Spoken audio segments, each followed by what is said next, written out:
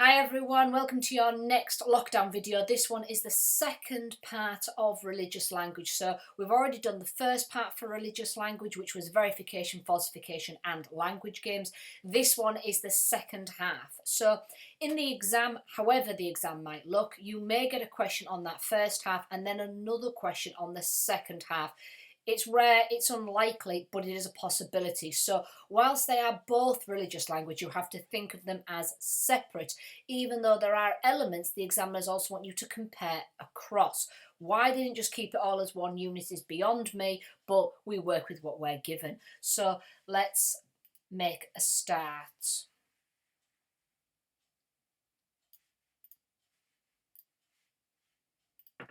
All right, so the three areas for this topic is via negativa, analogical, analogy, and symbolic, symbol. So these are the three areas that we are going to work through together now. Let's start with the apophatic way of via negativa. Now you need to know that via negativa falls under the apophatic way. You could get a question that says critically assess the apophatic way. An examiner is expecting you to know that this means via negativa. The apophatic way via negativa. The apophatic way involves speaking of God in negative terms, emphasising the difference between God and humanity. So God is immortal, God is invincible, God is inaccessible, God is timeless. So whilst they're not, a negative isn't using the word not, they're using an alternative. So for example, God is not human, God does not die. So a variation of that is God is immortal. So you don't have to always use a not word within via negativa. Those that follow via negativa argue that these are statements of fact. They are cognitive, they are factual statements. So when you talk of God is immortal, you are talking it as a fact. Any descriptions that give God positive attributes are misleading. So God is a king or a shepherd implies God as a body or is male or follows a job description. So these are misleading. Even saying God is love makes people think of human love, which has many limitations. So it's argued that it's better to accept the mysteries of God than to try pin God down using flawed concepts. So basically, via negativa is arguing that we need to talk about God in the negative because God is beyond our understanding. God isn't our human understanding of the different things. God is not our human representation of love. God can never be captured within human roles like a shepherd or a king. And so you have to talk about God in the negative in order to fully capture what God is. So we have a very interesting name here. We have Pseudo-Dionysius. Quite a complicated history does Dionysius. Pseudo is because we're not quite sure who he really actually was. So you do have to call him Pseudo-Dionysius, so you have to call him the whole name. So please do watch his spellings. Who was Pseudo-Dionysius? No one actually knows. For a long time, people called him Dionysius. Or for me, many years ago when I first started teaching this, I called him Dinosinus. So that sounds like either something that you get wrong with your teeth or a strange dinosaur. So yes, Dionysius. But then it was realised that his writings did not fit the dates of the Dionysius. And so the anonymous thinker and writer ended up being known as Pseudo-Dionysius. So you obviously don't have to write this in an exam, but it's just explaining why he's called Pseudo-Dionysius. So basically, people thought he was the Dionysius, but then the dates of the work didn't match. So they thought, well, who is this person? He posed as Dionysius, but wasn't actually Dionysius, hence why the pseudo part is being added. We do know that he was a mystic, a Christian who spent a lot of time in deep contemplation about his experiences with God and whose writings influenced the work of many medieval Christians. He argued that via negativa is the only way to speak truthfully about God because God is beyond all understanding and imagination. It's kind of... Via negativa isn't a bad argument, and I'll let you judge it yourself. But for me, that last sentence is kind of it's the overriding cop-out, isn't it? Oh, well, God is beyond our understanding. God isn't limited by our knowledge. No wonder you don't understand God because he's beyond you. It's kind of that excuse given as to why people don't either understand or know God. Not sure it really works, though. Pseudo-Dionysius continued. He wrote about the need of the soul to become unified with God, linking his ideas to religious experiences, and how the physical body and spiritual soul are divided. The soul's quest for God being held back by the body. So very Platonic-esque here. You can bring in links to Plato. You can do a synoptic into religious experience if you want, or bring this into religious experience if you get that as a topic instead. So don't forget, we want a holistic approach to the course now, where you make links between all the different areas. He argued that it is counterproductive to speak of God as though God can be perceived by the senses or reached through reason. Instead, you must go beyond these, entering a cloud of unknowing for which God can be approached. Wow, nothing like vague poetic language. You must know God through a cloud of unknowing. What does that mean? People who genuinely seek God should put away their need to have answers to everything, allowing God to speak to them, accepting that God will remain a mystery. But then isn't that why we were given free will? So that we do ask questions, we do find answers to things. Isn't that why God gave us reason and intelligence beyond animals? So to say that you need to stop looking for answers, but isn't that part of what makes us human and separate from animals? Allowing God to speak to us, that's fair enough. But then also accepting at the same time that God's going to remain a mystery. So is God speaking to us or remaining a mystery? Again, there's it's kind of diluted in a lot of words, but does it really bring us any closer to God? Don't forget as well, we're not trying to prove God's existence here. This is not the topic. We're not proving God's existence. We are just looking at the language used to describe God. We're looking at religious language. Supporters of Via Negativa, Jewish thinking, Moses Maimonides, I know what names in this topic, argues that the best way to convey an accurate understanding of the nature of God is to explain what God is not. In this way, people can move close to what God is without limiting God in their limited human thought. So by using the negative, you open it up more to the options rather than limiting your options. Buddhists also have looked at this. So Buddhist texts also use Via Negativa to convey central beliefs, the nature of nirvana and the nature of the Buddha, for example, which are notoriously difficult concepts to describe, often use negative language. Now, that isn't necessarily a strength, it's just stating a fact that Buddhists use this technique as well. Whilst not believing in God, Buddhists that is, they use Via Negativa to convey the essence of ultimate reality, which cannot be described except as the negation of things we know from the physical world. Negation meaning the separation, so things beyond this physical world, so it helps us move beyond that to understand things like nirvana. So the questions you need to ask yourself, consider and maybe write down throughout is, do you think things like the apophatic way enables effective understanding of God? What are your views on Via Negativa? Do you think it would work? Do you think talking about something in the negative, not this, not that, or immortal, inaccessible, etc., do you think that is a good way of getting to a point such as God? So again, it's very, very important that you do come up with a line of argument as you go through. So we're still on Via Negativa, and I would like you to have a go at this. What am I? It is not an accident. It is not a mineral. It is not a plant growing in the earth. It is not a body whose parts are joined by nature. It is not a flat object like boards or doors. It is not a sphere. It's not pointed. It's not round, not equilateral. It's not solid. So this is presented by Maimonides in The Guide for the Perplexed. Well, what a good title, because that's certainly how I'm feeling right now, is certainly slightly perplexed.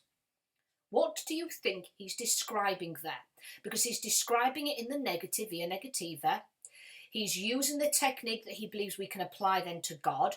So can you work out what it is he is talking about? Because obviously if the argument works, if Via Negativa works, you should be able to know what that is.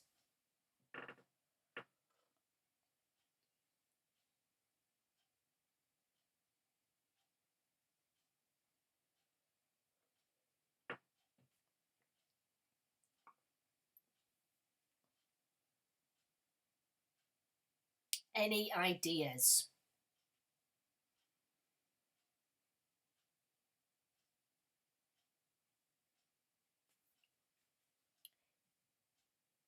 Who guessed a ship? If you guessed a ship, well done you, you are correct. For the rest of you who are now thinking, a ship, how on earth do you get to that? You're with everybody else. So let's go back to his descriptions. Not an accident, not a mineral, not a plant growing on the earth, not a body whose parts are joined by nature, not a flat object with like boards or doors, not a sphere, not pointed, not equilateral or rounded, not solid. How on earth do you go from that to a ship? Now you know it's a ship, you can go, actually, yeah, it's not an accident, it's made by man. Yes, it's not a mineral that grows in the ground. Yes, it's not a plant. Yes, its bodies are joined naturally by nature. It's made by an architect. Yes, it's not a circle or pointed. So now you know it's a ship, you can probably go, yeah, well, these things are fitting. So via negativa kind of works in the reverse, that if you know what the thing is you're talking about, then the negatives work. But if you have no clue what we're talking about, no concept at all, using negative phrases doesn't necessarily bring you any closer, unless some of you clever ones out there guessed a ship, which I very much doubt it, because nobody in the history of religious studies lessons has ever guessed a ship. So Davies criticises the apophatic way. Brian Davies, in an introduction to the philosophy of religion, criticises Maimonides and his ship example. Only saying what something is not gives no indication of what it actually is. And if one can only say what God is not, one cannot understand him at all. So this is very, very clever. It's a very clever argument that Davies is presenting here. What he's saying is that it gives you no indication of what it actually is. Just using negative terms gets you no close to what it actually is, and no way of actually understanding God at all, because those negative terms, you could have maybe thought about anything. You might have described something completely different, which also fits those criteria presented by Maimonides. So I do recommend you jot 2 or 3 of them down, because you can use them in an essay to back up your point. But they could have linked to many things, not just a ship. So what Brian Davies here is saying is that talking about something in the negative gives you no indication of what something actually is that you're talking about. He goes on to say that imagine there is something in my room, and suppose I reject every suggestion you make as to what is actually there. You will get no idea at all about what is in my room. So again, think about your rooms, think about room in your house. So, for example, my kitchen's here. If you gave me descriptions, so every one I reject, it would then give you. So, let me have a look. I'm seeing an object in my windowsill. What do you think that object is? You might come up with things like plants, herbs, washing, water, hand cream, all of which are incorrect. And I would go, no, no, no, no, no. And I'd reject every single one of them. So it brings you no closer then to what is actually in my windowsill. And you're all thinking now, what is in my windowsill? The answer would be a cross stitch that I made, my first ever cross stitch that I made of a vineyard in first lockdown. So that is what is currently hanging up in my windowsill. But you would never have got that. You would never have guessed that. So the point here is that via negativa, you can constantly say, no, it's not that, no, it's not that, no, it's not that, but it brings you no closer to what something actually is. From this, he says that it's unreasonable to assume that the person arrives at the notion of a ship, when equally they could have been thinking of a wardrobe or a coffin. So a wardrobe or a coffin would have fit the descriptions that he said, because even though he did say not straight like a door, a wardrobe has doors, but it's not a door, if you know what I mean.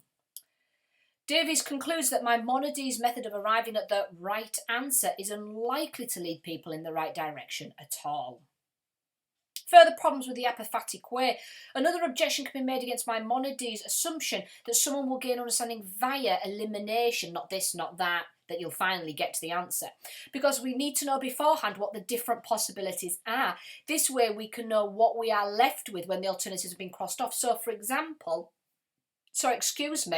you would never have guessed what was in my windowsill in my kitchen. But if I'd have said to you, it could be this, it could be this, it could be this, it could be this, or it could be that, and then you then work your way to work out, actually, well, it's not that, it's not that, it's not that, so it could be those two things, it's one of them two, then you've crossed things off. Whereas if you've got no ideas and the possibilities are endless, how do you ever get to the answer?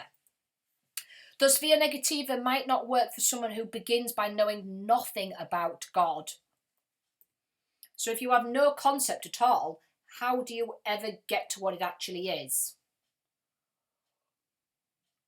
So that's the apophatic way. it still has its value and it still has its benefits, even if there are the weaknesses, the negatives have been emphasized more here. So you can still support it and justify it and use it. That is absolutely fine. But again, you need to decide, is this better or worse than the other two that we're going to do? So it might be this is the best of a bad bunch, for example. All right, so we now move on to the cataphatic way. Apophatic, cataphatic. Wow, I know. The cataphatic way, or via positiva. So now obviously you can now logically guess that this is using positive language. The first is analogy. Good old Sigmund Freud. Analogies, it is true, decide nothing, but they can make one feel more at home. Sigmund Freud. So please write the quote down, and then I would like you to explain what you think Freud means in your own words. So what does he mean by that? What is an analogy? Can you remember the definition of an analogy? And write down all the philosophical analogies that you can think of. We've done, I would say, at least, I think over the years when we've had to go at this together, we've thought of at least 10 that you've done in the course of time with me on this in RS. So see how many you can come up with.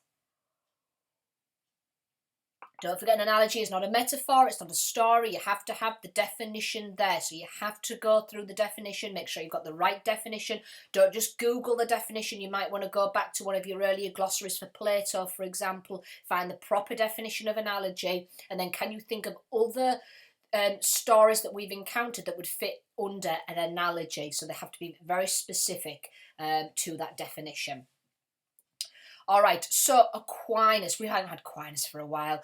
Aquinas, some thinkers, most notably Aquinas, argue that we cannot say anything positive that is literally true of God, because ordinary human language automatically limits God placing his attributes only within our experiences and understanding. So that's a fair point from Aquinas, really, that none of it is fact because it's beyond our language. So God is beyond our language because language is created by humans. God is created by us, so God is beyond this. Aquinas used the term via imancia. Eminentia. There we go. I chopped out a little bit in the middle. Eminentia, or the way of eminence. This is to show that what we say and know about God is limited. We should realise that God's love, for example, is eminent, whilst human love is partial and flawed. God's love is the prime example of love. So again, think of Plato and the form's the ultimate form of the good, ultimate form. God is the ultimate form of love, for example. So it's this idea of eminence, greatness, that our understanding it can never quite get to, that God is always beyond this. The only way to make positive claims about God is by recognising they are analogical rather than literal. If people speak about God listening to them, this is not literally true. God doesn't literally listen. God does not literally have ears to listen to us with. They are actually saying God is hearing you as an analogy. So, analogical language. It's important to understand the distinction between univocal and equivocal language. You need to know this.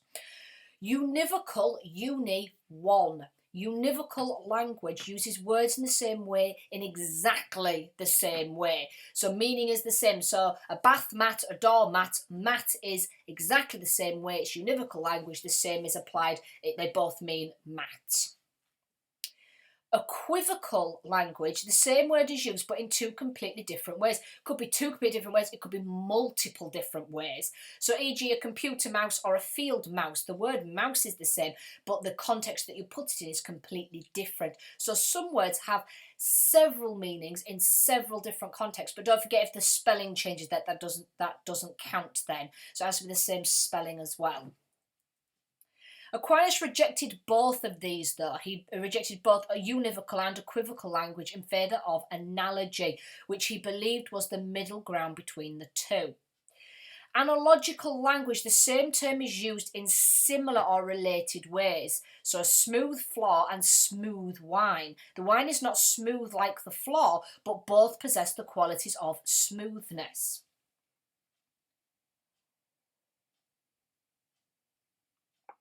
So Hopefully you've gone back and found your definitions of an analogy. Your analogy definition, of course, is a comparison between similar things. It's very, very important, a comparison between similar things. So, for example, one analogy that we famously looked at in the teleological argument was the watch and the world. What William Paley is saying is that this is an analogy because he's comparing similar things. He thinks the watch is similar to the world, which means if you can take apart the analogy, the argument falls apart. So if you turn around like Hume does and says the world is far more organic, not like a watch, it means the analogy breaks apart and doesn't work. So if you think that actually the things you are comparing are not similar, then the whole analogy itself falls through. So an analogy is comparing similar things. So in this sense, it's using the word in a similar way: smooth floor and smooth wine. So you still understand the meaning of smooth, you understand a smooth floor, and if you drunk some wine, you understand the idea of smoothness with it, but it's still, you don't mean the wine is like the floor or the floor is like wine, but you still understand what it's saying using the same word because of the comparative element. Brian Davies, the baker is good. The bread is good, the baker is good. Again, this is a really, really good example that can kind of summarise the whole argument very quickly. Good is used, but it's used analogically, as in the bread is good, the bread has the qualities of goodness, but then the baker is also good because the baker has qualities of goodness. So you're comparing the word and you're using it in a similar way, but you're not saying the baker is like good bread, even though that phrase there makes complete sense, and the way you use the word good makes complete sense. So Aquinas takes it to the next level. We have two types of analogy. Get ready, this is thrilling. Analogy of attribution and analogy of proportion. You do need to know this, however, you have to talk about this in an essay. Analogy of attribution, causal relationships between two things being described. So there's a relationship, there is some relationship between the two things. So watch, world.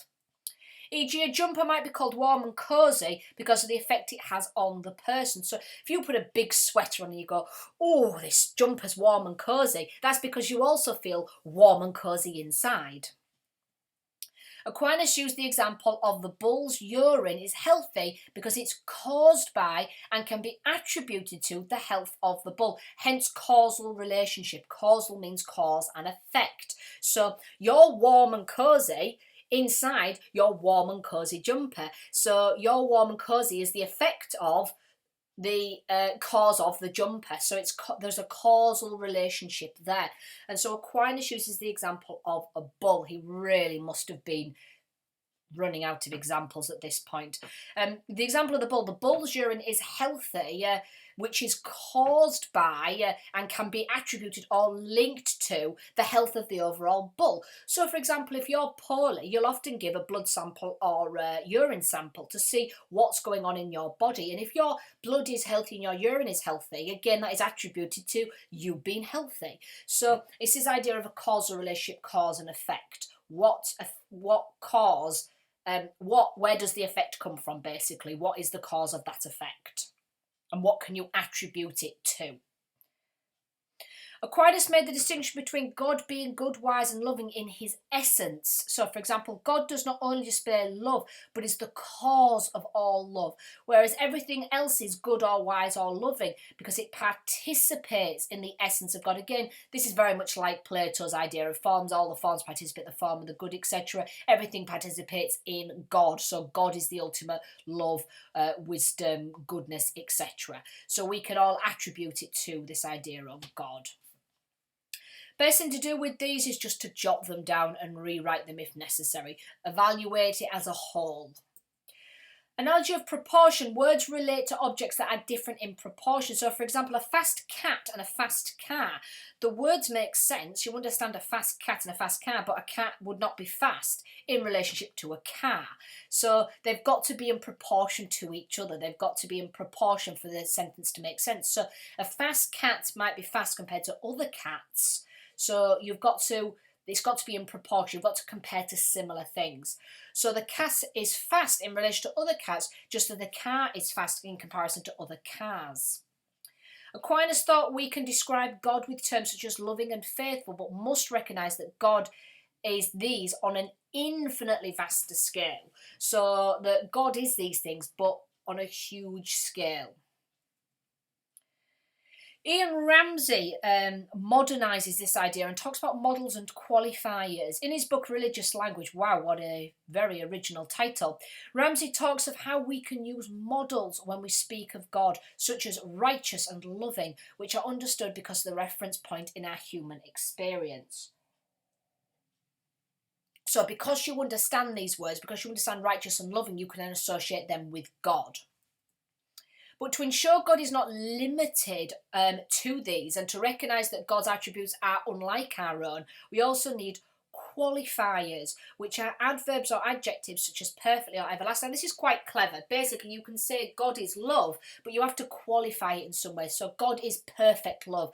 God is everlasting love. This then emphasises that, so a bit like the omnis, you can be all powerful. So you can be powerful, but then God is all powerful. So we can be potent, as in powerful, but God can be omnipotent. So this idea of God is all powerful, not just powerful. In this way, we anchor idea within our own experiences. Then we show that God is different proportionally by using the qualifiers to point us beyond our own experiences. So again, it's looking at analogy of proportion, this idea that God can be linked to it, but is far beyond us. So he's the ultimate. So again, what do you think of analogy? Do you think talking in comparisons works better? Do you think because it's a positive language that again it's clearer?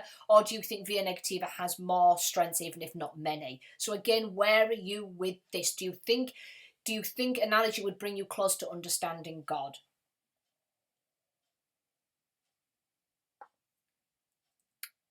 So further criticism, speaking of God using analogy, is unhelpful because we have to translate the analogies into univocal language before they have any meaning. So we have to understand what the word means first. So we have to basically define it. We have to understand in our minds what the word means that we're talking about, like love. So we have to then apply it to a word that we understand. We have to apply love to our own world, which means then we're doing it univocally. We're saying that my love and God's love, we're understanding the word love to mean the same. So actually, it doesn't become an analogy, it becomes univocal once more. So for example, we have to know how God's love relates to human love before we understand anything. Therefore, this method of speaking about God still leaves us with an unclear picture. Finally, the cataphatic way Via Positiva is symbols. So apophatic Via Negativa is on its own. Cataphatic has two, analogy and symbol. Richard Dawkins, I certainly would absolutely never do what some of my American colleagues do and object to religious symbols being used, putting crosses up in public squares and things like that. I don't fret about that at all. I'm quite happy about that. Really? Must have been on a good day, or there must be some cynical, sarcastic comment coming after this quote that it's chopped off. But what he's basically saying is that he has no issue with religious symbols being public. So, what are symbols? What's your understanding of a symbol? How many religious symbols can you think of? And finally, do you agree with his quote? Do you think that religious symbols should be public or not?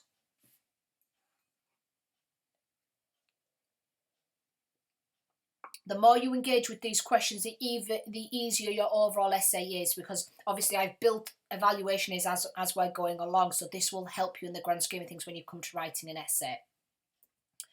Paul Tillich then is your symbol's name. Paul Tillich is a name that we have come across spatterings of throughout the course. So if his name rings a bell, it's because we have covered him, but very, very small parts here and there. He's a German-American Christian existentialist. Wow, that is quite a title. Hi, I'm a German-American Christian existentialist. Nice to meet you. Who fled Nazi Germany after losing his job as a professor of theology. Quite a man to have a glass of wine with. He is best known for his theology of correlation between the questions raised within the arts, history, psychology, etc., and the answers provided by theology. Thus, his aim was to show the correlation, the relationship between faith and culture. Now, I find that quite clever, and I do quite agree with him.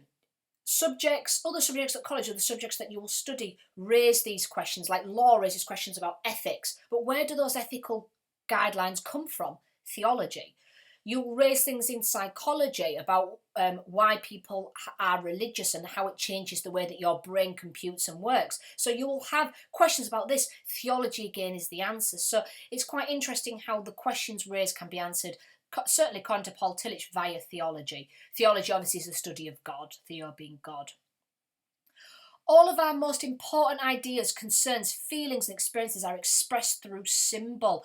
But these symbols only work within a particular time, place, culture, often losing their power and significance when society changes. Now, let's just break that down again. You can have symbols of ideas, of concerns. Think of emojis. Emojis are symbols. They represent how you are feeling. So an emoji is a symbol. Think of feelings. These can also be physical. So, for example, if I was driving and I stuck the middle finger up on my hand at a passing car, not that I ever would. That would give across a symbol of what I thought of that other driver. And again, these are relevant within my culture, within our place, within our time. Again, I don't know which, I think it's that way, isn't it? That's seen as offensive. So the idea of when you stick your two fingers up at somebody, I can't believe I'm actually filming myself doing this. But if you stick your two fingers up, that's offensive. But it's basically because they used to chop them two fingers off so you couldn't pull the bow and arrow. So so back in the day in wartime, they used to stick their fingers up as if to say, look, you haven't chopped off my fingers, I can still pull the bow and arrow. So again, our context now is that is offensive. It's a swear word. You are presenting anger. But actually, within the time, place, and culture it was originally in was because you haven't defeated me. I still have my fingers, etc. within battle. So it's interesting how these symbols change, but they do express feelings. They express how you're feeling at that time, and it's symbolic. Like Aquinas, Tillich believed that ordinary human language is inadequate to convey the ultimate truths about God, adding that literal language of God is unhelpful, often giving a false impression of the nature of God. So Tillich does agree with Aquinas in that our language limits God, that God is beyond this language, this literal language that we use, that when you talk God is love, you don't actually mean God is love. There's something beyond that. Therefore, all religious language is symbolic rather than literal and cannot be subjected to tests in order to assess its meaningfulness. So, again, Tillich is going against via negativa, which is it is fact, and he's saying it's not fact, it's symbolic. So this is not literal and cannot be tested. Tillich continued, symbols open up levels of reality which were otherwise closed to us. Really nice quote is that one. Symbols take us beyond the world available to senses. They are understandable and accessible, point beyond themselves towards an ultimate reality, so in this case, God. Include visual images, things like road signs. So obviously it's not a religious symbol, but it's another symbol that's visual. Road signs tell you how to behave and you understand what they mean as a driver. But you could also have ritual symbols, you could have saints, you could have stories, you could have ideas. So for example, when a Catholic goes into a church, they'll get down on one knee and do the cross in front of the main cross in the church. That is a symbol of their respect to God by lowering themselves, by getting onto the floor, etc. That they are showing respect to and that they've entered God's house. He made the distinction between signs and symbols. Signs arbitrarily stand for something else. It doesn't really matter what form the sign takes as long as people know what it means. So I guess when it comes to things like roads, I guess that is maybe road signs, but the meaning can be very, very important and significant. So I guess maybe that's when it becomes slightly harder to define and to distinguish between signs and symbols. So the actual road sign itself is a sign. It's hard, it's solid, it's a sign for something, but the meaning behind it is quite deep. So for example, you know, if you have to go at a 30-mile-an-hour limit, that's telling you how to behave, but it symbolises the fact that you have to keep to that speed because the area that you are in is built up, etc. So it might be quite hard to distinguish between some of them sometimes. Symbols, on the other hand, participate in the object they represent. So Tillich uses the example of a national flag, which represents national pride, evoking feelings of loyalty and patriotism, and is also part of that of national pride. So basically, he talks, this participate part is very, very important. He talks about participation.